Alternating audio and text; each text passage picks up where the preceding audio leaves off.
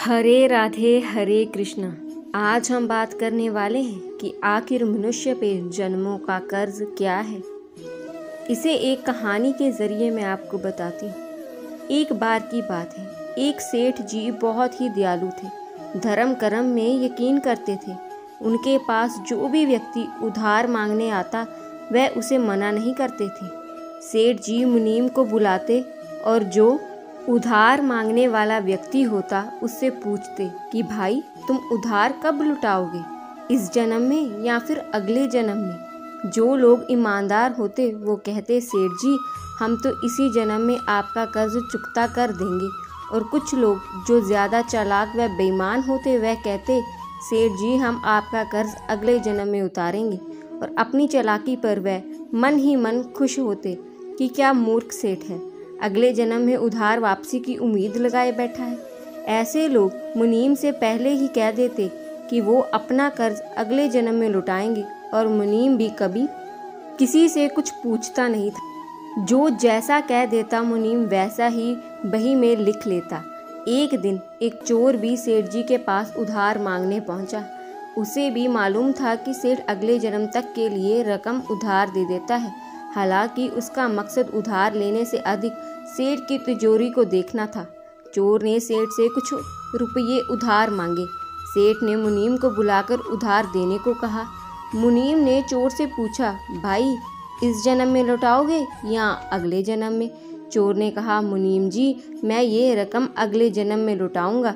मुनीम ने तिजोरी खोलकर पैसे उसे दे दिए। चोर ने भी तिजोरी देख ली और तय कर लिया कि इस मूर्ख सेठ की तिजोरी आज रात में उड़ा दूंगा। रात में ही सेठ के घर पहुंच गया और वहीं भैंसों के तबले में छिपकर सेठ के सोने का इंतजार करने लगा। अचानक चोर ने सुना कि भैंसें आपस में बातें कर रही हैं और वह चोर भैंसों की भाषा ठीक से समझ पा रहा है। एक भैंस ने दूसरी से पूछा, तुम तो आज ही आई हो ना बहन? उस भैंस ने जवाब दिया, हाँ आज ही सेठ के तबले में आई हूँ। सेठ जी का पिछले जन्म का कर्ज उतारना है। और तुम कब से यहाँ हो? उस भैंस ने पलटकर पूछा। तो पहले वाली भैंस ने बताया, मुझे तो 3 साल हो गए हैं बहन। मैंने सेठ जी से कर्ज लिया था यह कहकर कि अगले जन्म में लौटाऊंगी। सेठ से उधार लेने के बाद जब मेरी मृत्यु हो गई तो मैं भैंस बन गई और सेठ के तबेले में चली आई।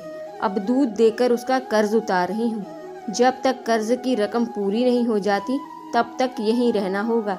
चोर ने जब उन भैंसों की बातें सुनी तो होश उड़ गए और वहां बंधी भैंसों की ओर देखने लगा। वो समझ गया कि उधार चुकाना ही पड़ता है, चाहे इस जन्म में या फिर अगले जन्म में उसे चुकाना ही होगा। वो उल्टे पांव सेठ के घर की ओर भागा और जो कर्ज उसने लिया था उसे फटाफट मुनीम को लौटाकर रजिस्टर से अपना नाम कटवा लिया। हम सब इस दुनिया में इसीलिए आते हैं क्योंकि हमें किसी से लेना होता है तो किसी का देना होता है।